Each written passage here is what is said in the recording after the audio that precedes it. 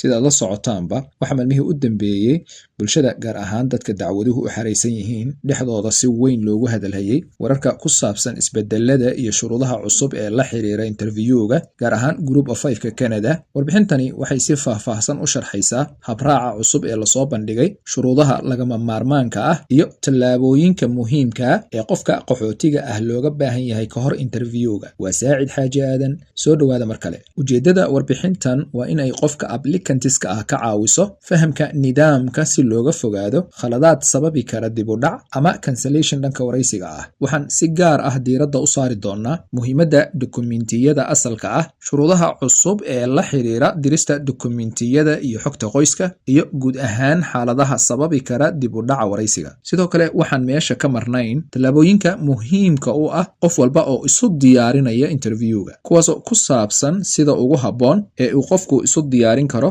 iyo hubinta sax ahaanshiyaha dukumentiyadiisa si looga fogaado caqabadaha suurtagalka ah ee iman kara. Waxaa laga doonayaa inaad si taxaddar leh u akhriso warqadan, qaadatana dhammaan tallaabooyinka lagu sheegay. Haddii aadan sidaas samaynin, interviewgaaga ayay dhibaato u horseedi kartaa. Dukumentiyada laga rabo waxaa ka mid ah dhalashada iyo shahaadooyinka carruurta, shahaadada guurka, dukumentiyada xiriirka la leh dalkaagii hooyo sida kaarka aqoonsiga, baasaboorka, travel iyo trade licensiga, lacalla haddii aad lahayd diiwaan ciidan oo hore, iyo shahaadooyinka waxbarasho iyo wixii la mid ah. Sidoo kale waxyaabaha lagaa doonaya waxaa ka mid ah caddayn muujinaysa inaad ku sugnayd ama degganayd Uganda muddadii dacwadaadu socotay, sida caddaymaha iskuulka, caafimaadka, kirada guriga, shaqada, iyo sawirro muujinaya inaad Uganda ku sugnayd iyo wixii la mid ah. Sidoo kale waxaa muhiim ah inaad qaadato oo aadan ka tegin appointment slip-ka, yacni warqadda ballanta ee lagu soo diray. Haddaba waa maxay waxyaabaha la iska rabo interviewgaaga ka hor? Wargelin muhiim ah.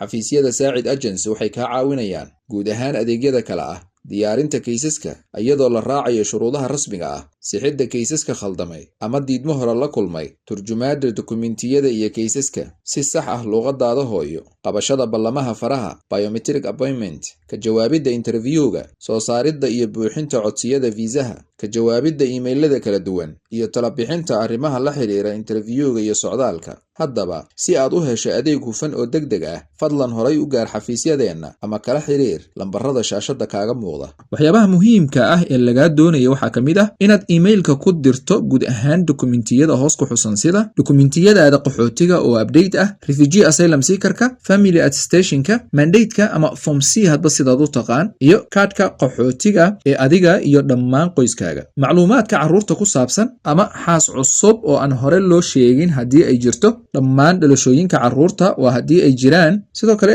dhammaan dukumentiyada taageeraya sheegashadaada qaxootinimo, caddaynta muujinaysa inaad si joogta ah ugu noolayd Uganda tan iyo markii aad timid. Sidoo kale waxaa laga rabaa foomamka Schedule A-ga iyo Schedule 2-ga qof walba oo da ahaan gaaray 18 sano ama ka weyn. Haddii geeriye jirto, waa muhiim inaad dirto shahaadada dhimashada sida waalidkaaga, xaaskaaga iyo carruurtaada. Dukumentiyada aad dirayso waa inaad ku dirtaa ama ku gudbisaa luuqadaha Ingilishka iyo Faransiiska. Haddii aad isticmaasho luuqad kale oo aan labada sare ku xusnay ahayn, waa muhiim inaad soo raacisaa turjumaad rasmi ah ama certificate translation waxa loo yaqaan. Suurtagalnimada cancellationka iyo dib u dhigista interviewgaaga. Warqadan waxaa inta badan loo diraa applicantiga iyo sponsorka oo ah qofka adiga ku kafaala qaadaya. Sida ku cad qoraalka, interviewga lama dibdhigi karo ilaa xaalad adag ku qabsato isla markaana tahay mid aad caddaysay. Haddii aadan imaan karin, waa inaad ogeysiis bixisaa ugu yaraan 5 maalmood ka hor interviewga, adiga oo raacinaya sababta iyo caddaynta. Haddii aadan ogeysiis bixinin ama aad maqnaato adigoon ogolaansho helin, codsigaagu waxa uu halis ugu jiraa in la diido, sida ku xusan qodobka